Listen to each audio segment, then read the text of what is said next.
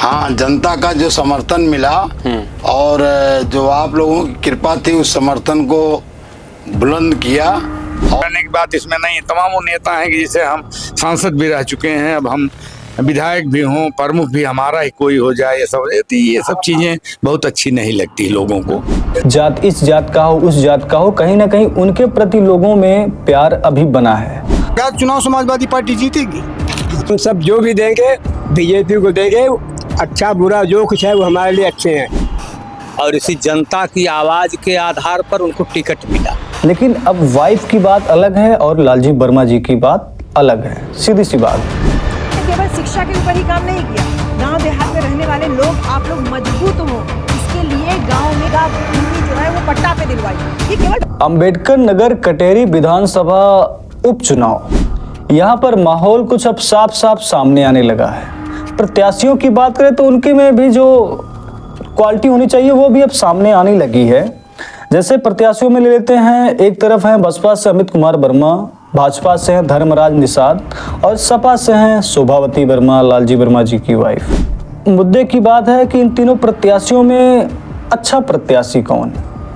तीनों अच्छे प्रत्याशी हैं, तीनों अच्छे प्रत्याशी हैं, तीनों के अच्छे स्वभाव हैं, तीनों जमीनी नेता हैं।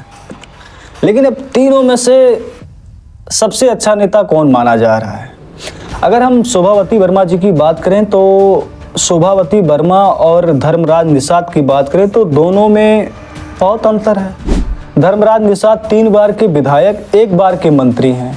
अगर हम बात करें तहसील की तो धर्मराज निषाद ने जो अपने समय कार्यकाल में तहसील वगैरह के निर्माण करवाए, अपने जगह पर तहसील लेकर आए, तो कहीं ना कहीं उनका जो विकास है वो सामने नजर आता है। लेकिन अगर हम और बाकी प्रत्याशियों की बात करें तो कहीं ना कहीं उनके भावतु में रूप में कमजोर दिखाई देते हैं। लेकिन अब एक तरफ में अगर लालजी वर्मा जी हैं तो लालजी वर्मा भी जमीनी नेता हैं, बड़े दिग्गज नेता हैं और 6 बार के विधायक, 1 बार के सांसद हैं, 2 बार या 3 बार के मंत्री हैं वो बसपा से। अच्छा, खास बात ये भी है कि ये जो दोनों प्रत्याशी हैं, यानी कि जो लालजी वर्मा या धर्मराज निषाद, ये दोनों आदमी बसपा से थे, लेकिन अब दोनों आदमी बसपा में नहीं है, एक भाजपा में, एक सपा में है। लेकिन अगर हम लोगों की राय माने तो इस टाइम पे जो माहौल बन रहा है वो धर्मराज निषाद के तौर पर ज़्यादा बन रहा है। कटेहरी में इस उपचुनाव में माहौल भाजपा की तरफ है। अब बात यह है कि भैया धर्मराज निषाद पूर्व नेता थे, उन्होंने काम भी अच्छा करवाया, उनके जो व्यक्तित्व हैं और लोगों से मिलना जुलना जो उनके लिए जो प्यार है, सहानुभूति जो है वो सब बरकरार है। अब यहाँ एक तरफ किसी के ऊपर परिवारवाद का आरोप लग रहा है। परिवारवाद तो है ही, सीधी सी जाहिर की बात है, पर किस प्रकार से उसको देखा जा रहा है, जनता किस प्रकार से देख रही है? सबसे पहले तो धर्मराज निषाद से जब इंटरव्यू में बात होती है, एक इंटरव्यू में उनसे जब पूछा गया, सवाल किया गया कि आप लालजी वर्मा जी के साथ जब बसपा में दोनों आदमी थे तो कभी ऐसा हुआ दोनों के बीच में दोस्ती वगैरह थी कि नहीं? तो उन्होंने बताया हम दोस्त थे, एक पार्टी में थे और एक ही जिला से 2 विधायक थे, एक ही पार्टी से, तो जाहिर की बात दोस्ती है, ये बात पक्की है। कि आप पहले बीएसपी में थे और बीएसपी में ही लालजी वर्मा थे, तो आप दोनों की मित्रता थी कभी? देखिए, जब वो ये पर्सनल सवाल, हम तो जन्मजात बीएसपी में थे। 1996 में पहला चुनाव लड़ा, उसी समय ये जनता दल और अन्य पार्टी में थे, बसपा में बहुजन समाज पार्टी में आए और दोनों साथ चुनाव लड़े और जीते। और जब पार्टी में है तो मित्रता थी। आज भी क्या हम लोग दुश्मन थोड़ो हैं? राजनीति में अलग अलग लड़ रहे हैं लेकिन हम लोग भाई भाई हैं।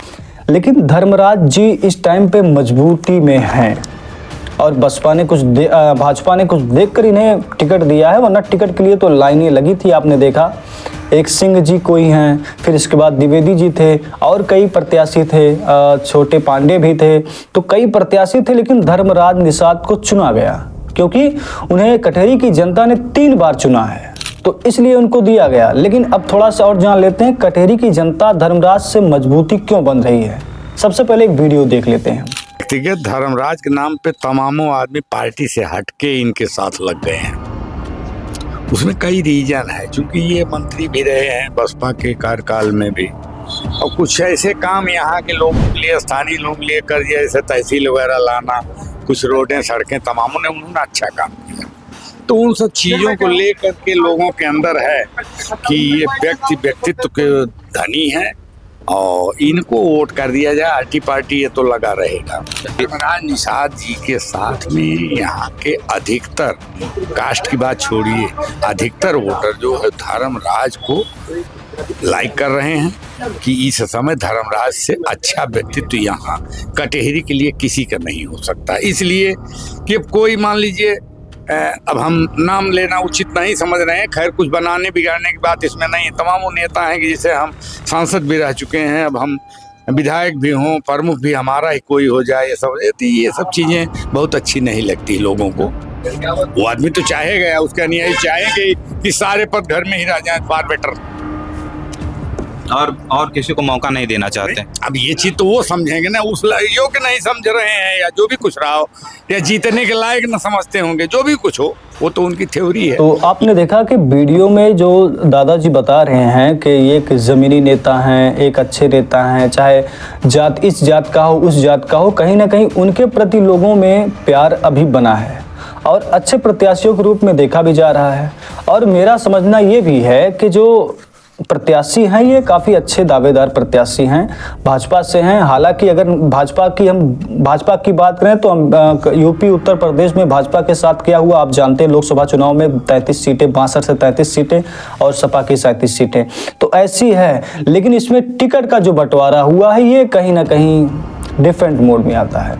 लेकिन अगर हम और बात करें कि लालजी वर्मा अगर एक तरफ होते, एक तरफ भाजपा से धर्मराज निषाद होते, तब ये माहौल दूसरा हो जाता, एकदम डिफरेंट माहौल हो जाता।